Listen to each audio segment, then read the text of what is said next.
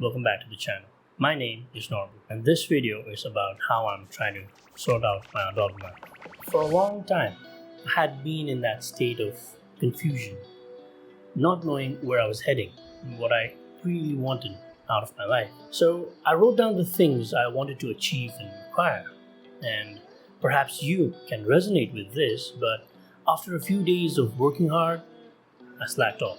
Without even realizing, my motivation was back to zero. So I changed the method, Warren Buffett style.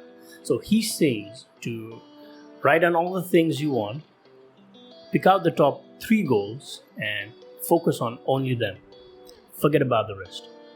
I tried that, but on the second day, I was back to the potato lifestyle.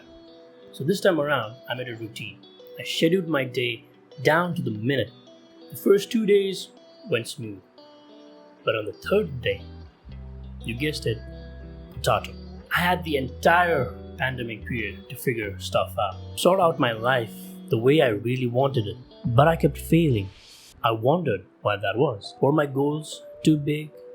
Was my routine not good enough? Or was I even doing the right thing? I spent the past 4 months pondering about these questions, and as I dug deep within myself, it started becoming clear that there were deep-rooted problems, not with my goals, but with myself.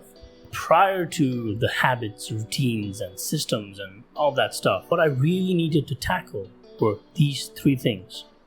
Number 1, what will other people say? Number 2, isn't this risky? Number 3, I want it now. Alright, let's tackle them one by one. What will they say? This one became really easy to deal with once I got to know that people don't really care about me or you. All they really care about is themselves.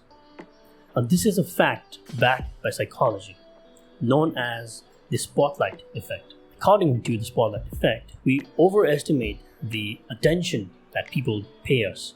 We think that they are judging us and keeping track of our failures and our flaws, which leads to unnecessary anxiety and pressure. The truth is, other people are thinking the same. The spotlight is on themselves. So I stopped caring altogether what they will say, because they won't. And even if they do, to hell with it. Number 2, risky. Will this even work? Am I doing the right thing? Isn't it risky? These are questions I have asked myself before. And now I realize that they all stem from the fear of failure. The actual questions were, what if it doesn't work out? What if I fail? This was the catch. I'm 23. I don't have a family to feed, no mortgages to pay. This isn't risk. It's an opportunity to grow. If it doesn't work out, it wasn't a failure. It was a learning experience. End of round 1. And that's how I converted nervousness into excitement. Number 3, I want it now. The devil has always been cheap dopamine. We want it now. Now, it sounded super cliche when Gary Vee kept saying patience, patience, patience. But now, as I look back, I have always made haste in my work, trying to get it faster. But unfortunately, on retrospect, I didn't even meet half my expectations. Good things do and should take time.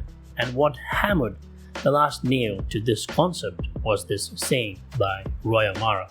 Most people overestimate what they can achieve in a year and underestimate what they can achieve in 5 or 10 years.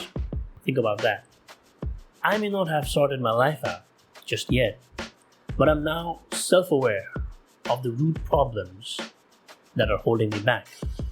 I appreciate you watching this video, and hopefully you got something to take away from it. Now that the gremlins are out of the way, it is time for round 2. My next video is going to be about habits and goals, routines, all that good stuff. If that is something you'd be interested in, I'll see you in the next one. Bye for now.